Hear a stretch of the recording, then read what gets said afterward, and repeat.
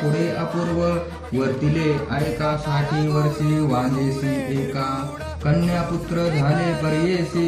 आपण स्तंभ शाखेसी ब्राह्मण एक पर्येसी शौनिक गोत्र परवेशा नाम तयाचे सोमनाथ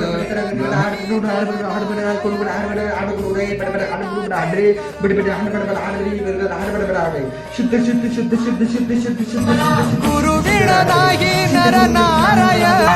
गुरु जय